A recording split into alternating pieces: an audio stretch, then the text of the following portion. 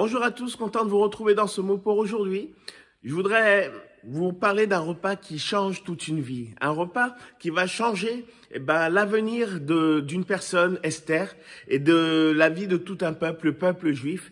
Dans cette histoire, il y aura aussi le roi Assuérus et un homme très mauvais, Aman, qui lui avait ce désir d'exterminer, d'éteindre la foi, la conviction du peuple juif. Il voulait que les Juifs se prosternent devant lui, mais voilà, un homme va s'y opposer. C'est Mardoché, l'oncle d'Esther. Et voici qu'à la fin de ce repas, il va y avoir cette parole du roi. Il est dit: voici le bois préparé par Aman pour Mardoché, qui a parlé pour le bien du roi et dressé dans la maison d'Aman à une hauteur de 50 coudées. Le roi dit qu'on y pende Aman, et on pendit Aman au bois qu'il avait préparé pour Mardoché, et la colère du roi s'apaisa. Voici cette histoire. Comment en arrivons-nous là? C'est comme je le disais tout à l'heure, Aman voulait exterminer le peuple juif parce que Mardoché avait refusé de fléchir les genoux devant lui, de se prosterner devant lui et de lui donner un rang qui ne revenait qu'à Dieu seul. Et voici que dans le plan de Dieu, Mardoché va se rendre auprès d'Esther qui, quelque temps auparavant, avait été élu roi, avait eu cette faveur d'être l'épouse du roi et de vivre auprès de lui, du moins dans des salles qui étaient juste à côté. Et Mardoché va voir Esther en disant: voici, peut-être que c'est pour un jour comme celui-ci que Dieu t'a appelé. Et je voudrais vous dire qu'il va y avoir une leçon.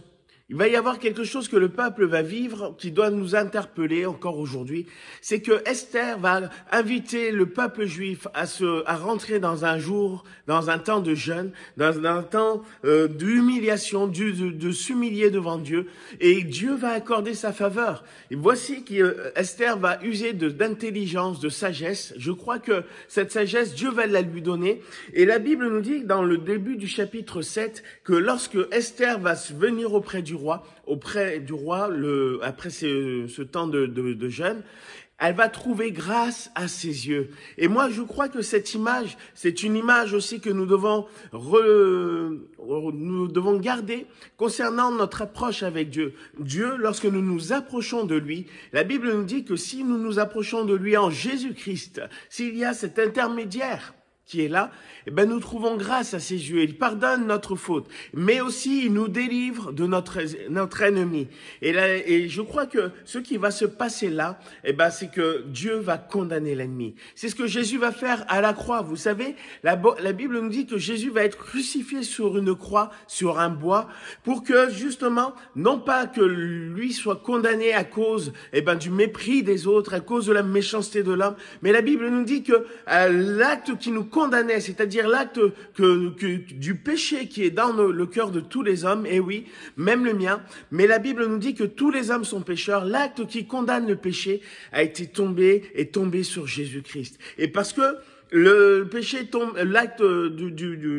la sentence du péché est tombée sur Jésus, aujourd'hui, la colère de notre Dieu peut s'apaiser. C'est important de croire à cela pour que justement nous puissions avoir aujourd'hui encore la faveur de Dieu dans notre vie. Alors je voudrais juste vous dire que voici, il y a cette possibilité et cette démarche. Esther a engagé le peuple dans une démarche de foi, dans une démarche spirituelle de se tourner vers Dieu, et Dieu va le délivrer de tous les ennemis. La Bible nous dit qu'à la croix, Jésus a livré le diable et ses anges en démonstration. Il les a livrés en spectacle, il les a vaincus en triomphant d'elle à la croix. Il a triomphé de la mort, et pour cela, il peut nous rendre libres. Alors aujourd'hui, il nous invite aussi à avoir un repas où nous trouvons grâce à ses yeux, avoir cette démarche de foi où nous acceptons la vie de prière, où nous acceptons de lire la Bible, où nous acceptons de demander pardon à Dieu et de revenir à lui de tout notre cœur. Et la Bible nous donne une autre promesse, celle dernière que je voudrais vous laisser. Un jour, il reviendra et il y aura un repas de victoire, un repas des noces où justement tous ceux qui auront cru, tous ceux qui auront fait confiance, tous ceux qui auront eu grâce aux yeux de Dieu à travers Jésus-Christ pourront se réjouir pour l'éternité. Alors je vous souhaite une belle journée. Encore aujourd'hui, approchez-vous de celui qui est capable de vous libérer de tout fardeau et de tout péché.